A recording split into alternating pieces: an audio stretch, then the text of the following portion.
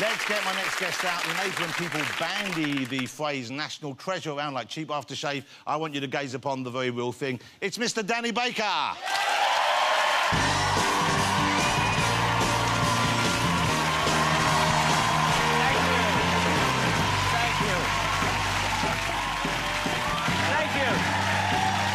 Thank you.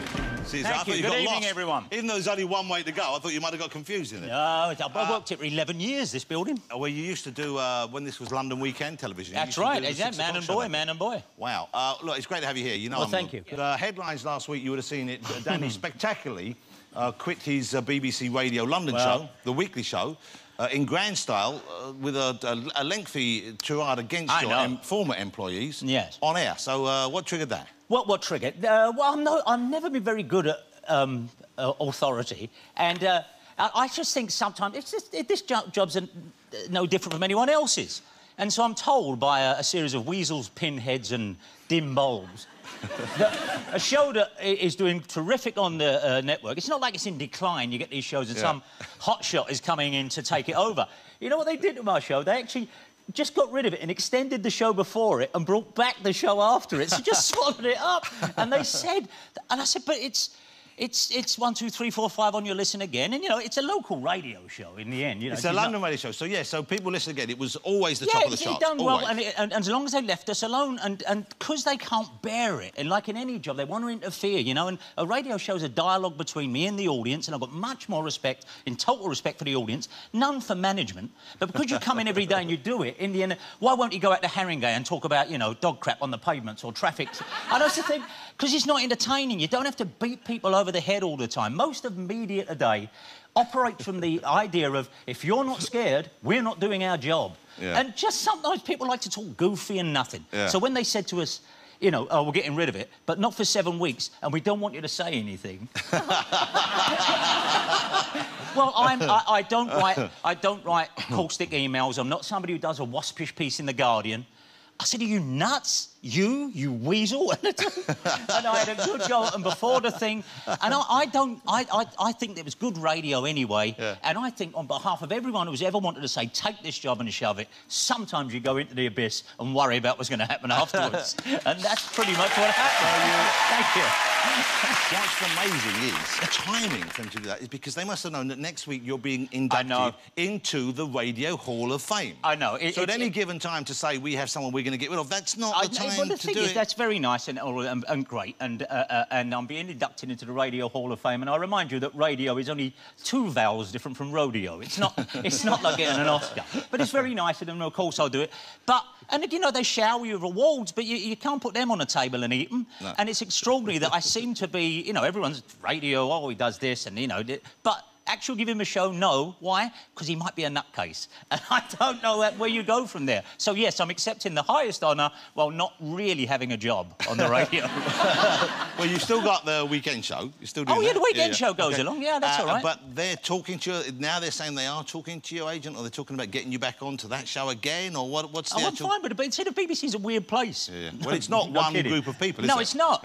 And I've got no beef with them. I've got no beef with anyone anymore, because as I say, it's cathartic.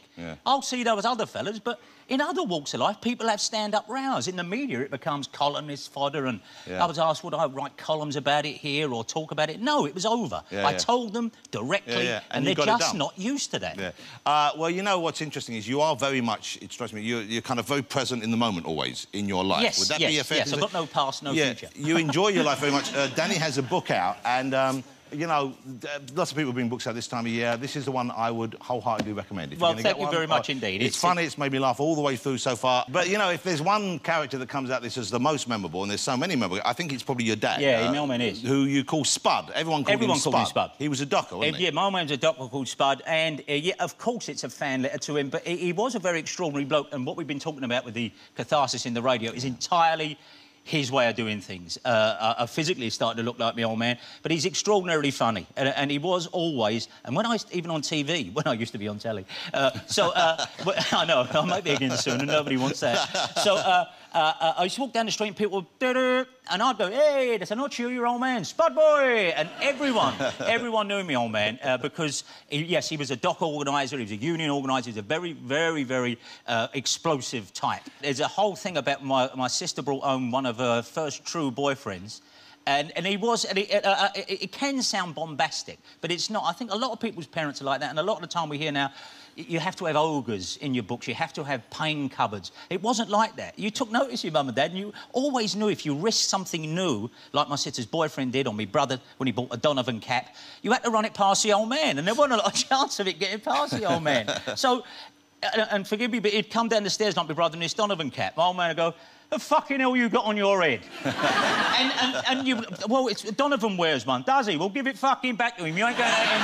Now, that kind of... I know it's... our house was full of swearing, and it's not... There's a time and a place. And when my sister's boyfriend knocked at the door, and he said, hello, Sharon there, and he said, who are you? So he said, I'm Colin. I've come to pick Sharon up. The only thing you're picking up, son, is your chin from the pavement as you go now.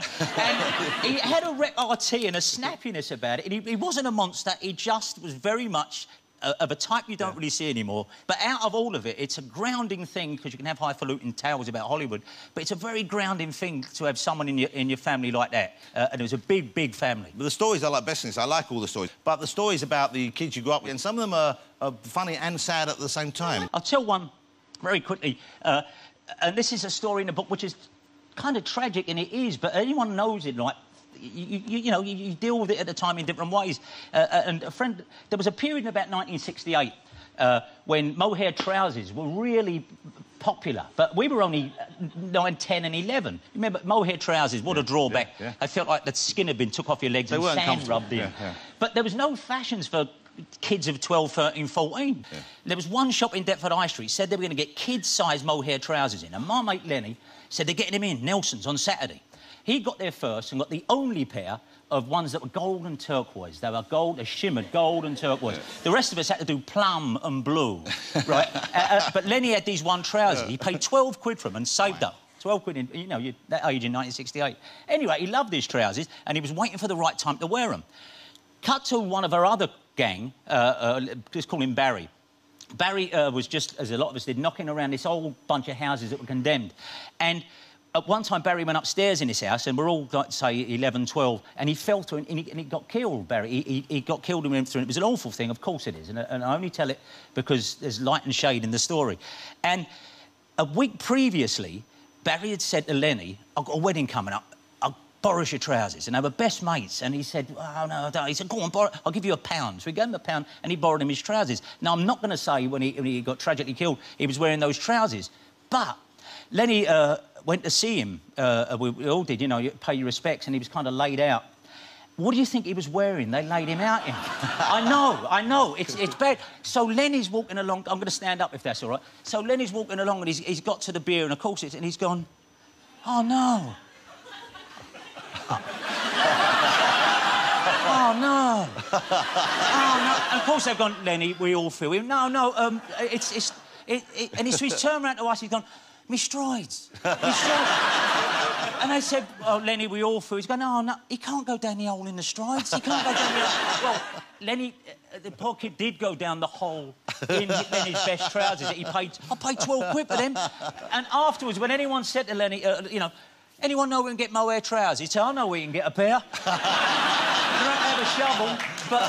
So it's... Yeah, it's a tragic story, but... It's true, and the greatest thing I'm going to say about the book is how comes these stories, you know, I don't believe it. Well, it's true. And yes, you can bleed and say, oh, well, that's awful. Yeah, it is, but it's a pretty good story as well. There's so many memories, because we're a similar age, there's so many memories that I have of this period which you reminded me of, but in particular, there's something which I never had access to, and you got taken out.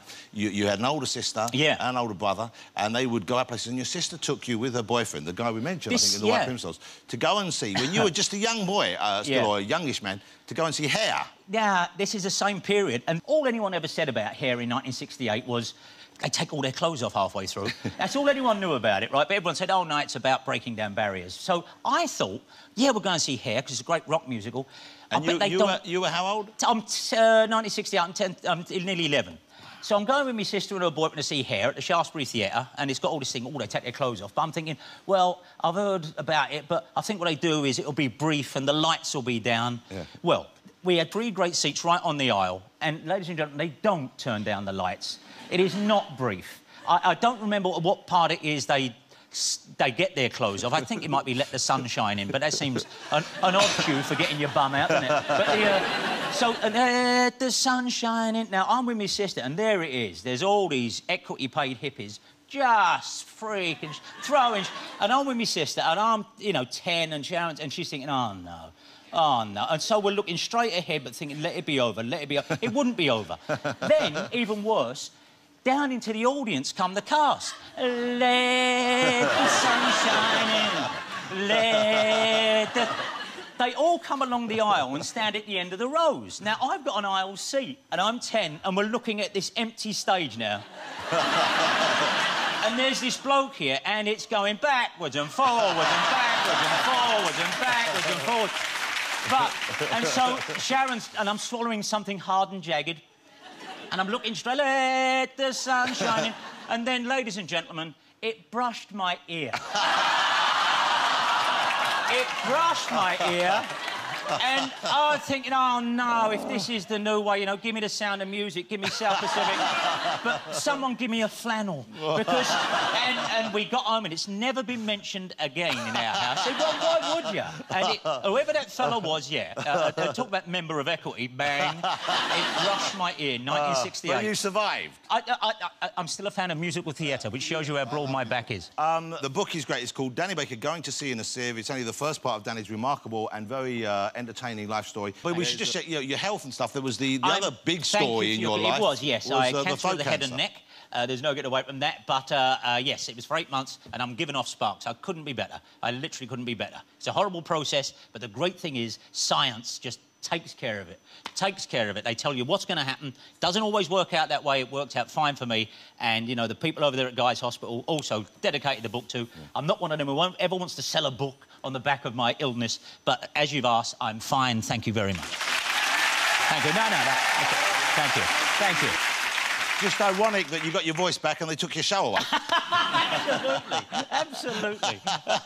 Maybe they know what they're doing. Yeah, you know, the great thing about it is you are, I said it earlier, you are the unsinkable Danny Baker. I know you'll always be doing radio, and the reason you'll always be doing radio is because you are, I think, perhaps the greatest radio performer we have. Oh, man alive, they're so nice here. Mr. Danny Baker, ladies and gentlemen. Well, thank you, everybody. Thank you. That was great. Thank you, Very funny. Wonderful. The hair story. Thank you. I know. OK.